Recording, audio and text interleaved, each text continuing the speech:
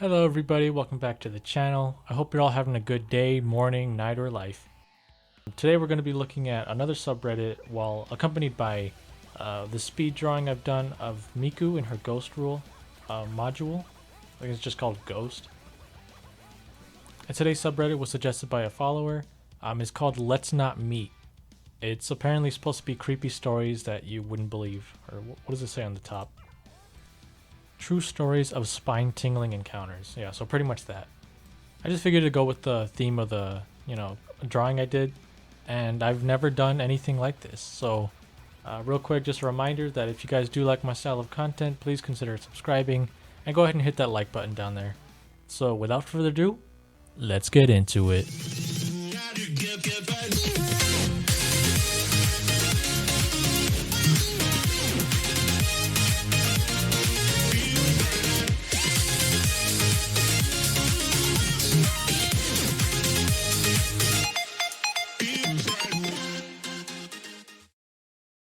First we have this one titled The Crocs and Socks Stalker. It's literally the first one I saw, so I thought the title looked good, so we're going into this one. Okay. This actually happened a few hours ago, and I'm still unsettled about the whole encounter. I decided to drop it over here to get out of my system. I've had creeps tailgate me or try to grab my attention on the road, and I just ignore them, which always worked. But this guy takes the golden medal. My shift starts in the afternoon, and I was feeling off for most of the day. A beautiful sunny day, mind you. You know, one of those days where you drag yourself out of bed to adulting. I decided to lift my mood up, so I wore something new that I had. A beautiful creamy white fox fur vest, and I hit the road. Looked like $1,000,000. Feel like $1,000,000, right? Maybe not. I played some piano tracks in hope that I get this out of this funk. I just needed something to combat me, and those two things didn't cut it. While I was driving to work, I decided to grab a drink. An iced crisp green tea will definitely lift my spirit. There were two branches of famous coffee shop, you know who, a grinning mermaid, and who's playing Twister, ring the bell. I could have gone to the first one with the drive-thru, but used a pretty crappy tea brand as they ran out of the good stuff. So I had to go to the one that was inside the mall. Anything to feel better, right? I parked my car I parked my car and saw a private fleet of black SUVs, making it difficult to view the entrance. This was important later. I grabbed a whole bottle of water and headed to the counter. I paid for my drink and got a cherry lollipop, cause why not? Waited for my drink, and once I got it started, walking out. I had to pass a fountain in the courtyard before I reached the exit. I slowed my pace as I noticed I was walking too fast. I felt a bit off, but brushed it off. As I passed between two SUVs, a bus shot through quickly. I stopped in shock as I almost walked in its path. This didn't make me realize what was happening.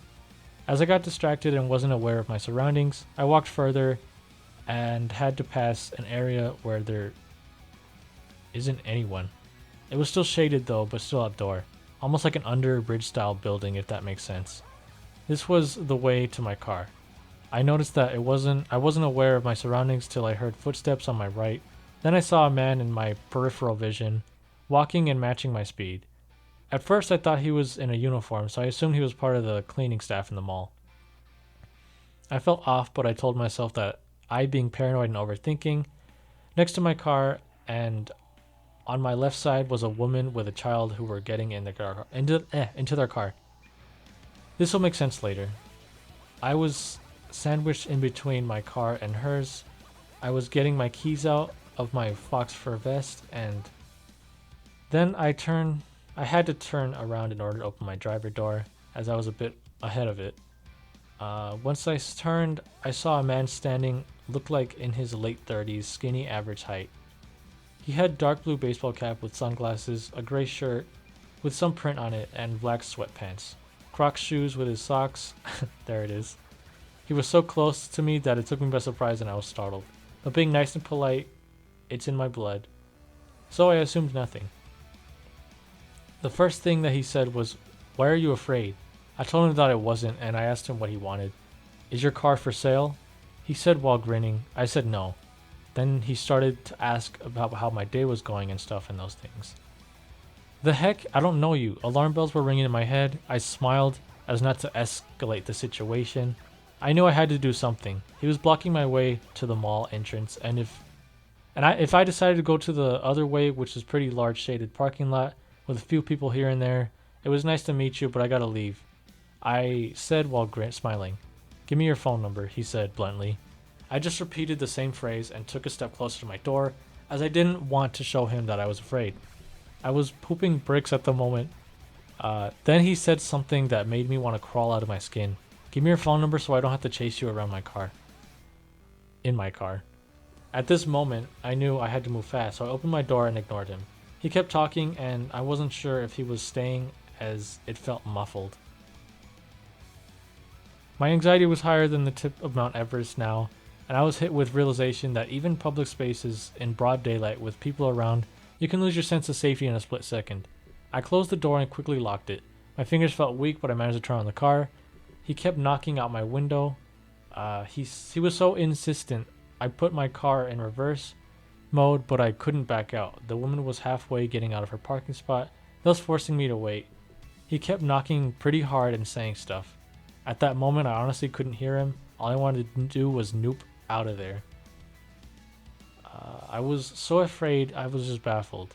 I had to look at the window to see when the road will clear so I can back out while he was standing in front of my window rapidly knocking it. I avoided making eye contact with him. Once the road was clear, I hit the gas pedal and sped off. I drove to random places while my eyes are fixed on my rearview mirror to make sure he wasn't following me. It was so hard to breathe as my chest felt heavy and my heart was beating out of my chest. I was glad he wasn't there. This creep followed me around the mall and waited for the right moment. I was alone and threatened me with my phone number and was totally unaware how creepy he was. My therapist will definitely hear about this. To the guy with the baseball cap and Crocs with socks, let's not ever meet again. TLDR, stalked by a creep in a mall, threatened by him. Honestly, that one was pretty, mundane. Like, it wasn't super creepy. Like, he did kind of just Slenderman behind her and just appear out of nowhere. So there's that. But yeah, it just sounds like a creepy guy to me. Like, I thought this was supposed to be like, really, well, not unbelievable stuff, but like, things of that nature. So going into this, I like the title. The content was meh. Alright, this next one is called The Day When My Eye Twitch Saved My Life. This story is from 2019. I was 13 years old at the time, but I still remember it like it was yesterday. Due to trauma? Maybe. I was bored at home alone. I FaceTimed my best friend, who lives in the apartment building next to mine, and asked him if he would join me in a walk around the neighborhood. He wasn't there. He was on his way back from home, from school, which is understandable because it was a Thursday afternoon. There's a jogging circuit near my house. It's like 500 meters away. Due to my massive boredom, I put on my sports clothes, basic t-shirt, and shorts. The short has no pockets. Remember this detail. Then I was headed with my music vibing to the circuit. Arriving there, it was surprisingly not that empty, around 8 to 10 people in that 15-kilometer circuit. I can tell this guy's British just by the measurements. Anyway, I started walking for it. No, don't do it. I had to stop myself from doing a British accent. I'm trying not to offend people. Alright, moving on. I'm sorry, I'm freaking ADHD or whatever. I started walking a bit and then ran for a couple kilometers and laid down in the grass. I noticed two guys on a motorcycle going back and forth.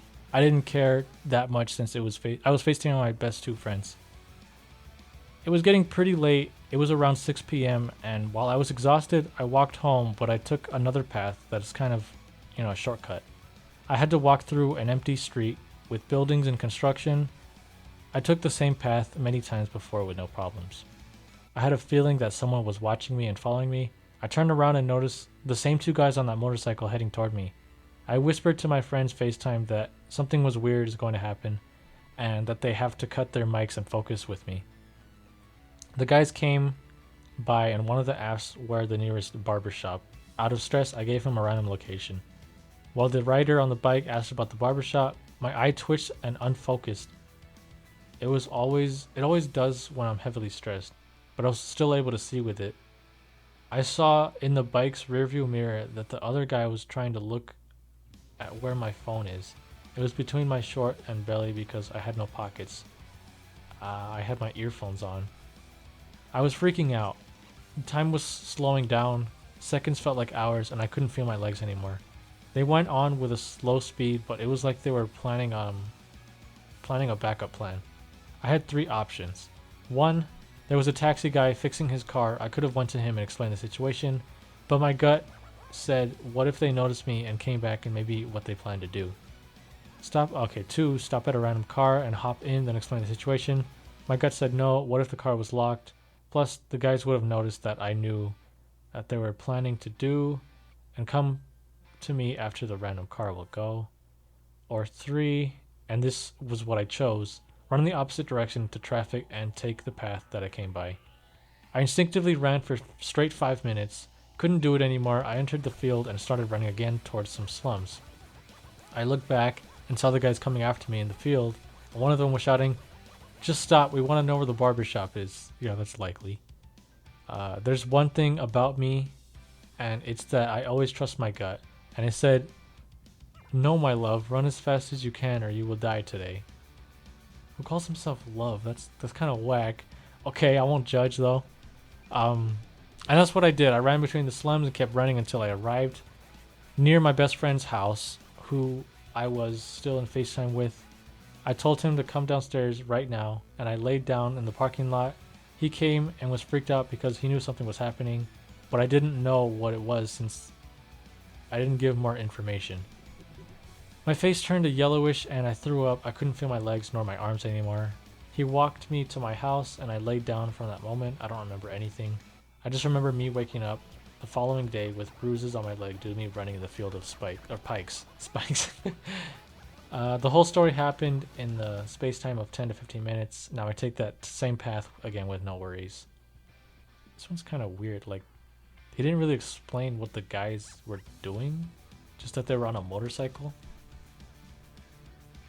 I mean, is it even a he? I think it was a girl, because I don't know. Girls don't have pockets. That's what leads me to believe it was a girl. Which I understand, like, girls are more at risk, out in public on their own. Especially, being chased by 2. Maybe I'm not the best person for this. Maybe this is not my subreddit, but I still wanted to visit it. I mean, it was even rated medium. I don't know how the rating system on this subreddit works. But, I mean, it seemed pretty tame. It just seems like they're a really socially awkward person. That's kind of the vibe I got from it, because I feel like that's how I'd react too. Like, if someone asked me a question, I'd be really nervous. I've broken out of that in recent years, but that's how I would have been if I was 13, understandably. So, I mean, I guess that one's not bad. So, I'm scrolling by some of these, and I've already passed like 3 or 4 that said, "Sorry my bad English, I'm French." So, I feel like this is like I don't know, I'm getting the vibe like a lot of this stuff happens in France. Or not France, but like, I guess, I don't know. I don't know what I'm trying to say. I'm just saying I noticed it. Alright, I found one pretty recent.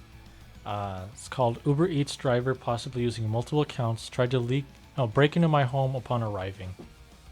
Long-time lurker, first-time poster. All names in the story have been changed for privacy. For some context, I live in a major city and currently don't do a lot of driving due to ongoing issues with my car. Plus, the pandemic has made me turn to more delivery apps in general. So, the other day around 1 p.m., I decided to order some lunch after doing a lot of cleaning. I placed the Uber Eats order and found something to watch while I waited for the food. Within a few minutes, a driver accepted the offer, and I noticed right away that driver, Anthony, was on a bike, didn't have a profile picture or any deliveries on record. At first, I wasn't alarmed at all. I was mostly amused. Like, oh wow, I guess I'm the person's first ever customer. But then a full 30 minutes passes with no driver movement on the app. And at this point, I think maybe something is glitching out or the driver is stuck. I contact support via the chat option, and they ended up assigning a new driver because they couldn't reach the first one. Odd, but whatever. Now is when it starts getting a little weirder. The new driver assigned is the exact same spot as the original driver was. They were also on a bike, also have no profile picture, and I have no prior deliveries as well. And this driver's name was Lori. I let another 20 minutes pass with no driver movement. Before I message them myself and say, "Hi there, are you having issues with the order?" The app shows that the driver saw the message but no response. All this time I'm checking to see if Uber Eats is maybe experiencing issues, none that I could find. And at this point, while I'm definitely weirded out, I'm mostly just hungry, so I contact customer support again to request some assistance. They reassign the driver again and apologize for the inconvenience, same deal. They also try to contact driver with no response. Driver, they're on a bike. Anyway, finally the third driver assigned is the exact same scenario. Same spot on a bike, no profile picture, no prior deliveries. Only this time the name is Robert. And before I can react and go about canceling the order at this point, I'm tiredly dealing with this and suddenly has my food and immediately messages me the following. "Hello, have your food. What's your phone number?" And I respond right away with, "I'm not super comfortable giving my phone number out when you can just message me here." And he responded again with, "What's your number?" But there in 10. I'll be there in 10. How old are you? At this point, the alarm bells are going off and I contact support immediately to have another order canceled and get further assistance. I don't know what I said, resistance. I get connected to Uber's safety team who informs me that order has been canceled, I'll be refunded, and started taking down the details of this strange interaction. As I'm giving the woman on the phone the info she needs, I'm starting to calm down, thinking this was just some creep or something. And that's when I hear a man's voice at the front door. "Miss Metal Gear Force 2069, I have your food." What the heck? And I can't even describe the chill that went down my spine because of the way he said it. Making things worse, the Uber safety woman on the phone with me heard him as well and goes, "Is that him? We canceled the order." I poked my head around at the door. Main heavy door was open, metal screen door was closed, locked, but allowed us to see each other to get a look at him. And when he saw me on the phone, he went from smiling to looking furious. He suddenly got right up and against the door, and I started asking who I was on the phone with. And at this point, I started asking him to please leave me because he's making me uncomfortable and he's getting more and more angry. At this point, he starts pounding on my door and grabbing the doorknob while shouting, "Let me in." The woman on the phone is asking if I'm okay. The man is still shouting, so basically I'm in full meltdown mode. And at this point, and hurried to close the heavy door and lock it. The man is becoming borderline belligerent as he kicks my door, and the woman tells me to call the police. He ended up walking away from the house a minute later and back to the sidewalk. For a moment, I thought he fricked off, so I finished my conversation with the Uber safety woman so she could submit the report. Once she submitted it, I called the police and told them what happened. They were incredibly helpful at first since he didn't actually break into the... Oh, they weren't incredibly helpful since he didn't actually break in and put his hands on me. And they told me if he came back to call again and they would send an officer out. I did end up having to call them again and give a full report plus description of the man since he didn't end up giving it right away. He stayed in neighborhood almost 20 minutes according to my neighbors. After she heard me yelling, she saw the man I described and walked back up from my house to the sidewalk and hop in a truck with another man in the passenger seat. And apparently they were just staring at people walking by, being incredibly sketchy. And that's when she walked back towards my house and asked me what happened.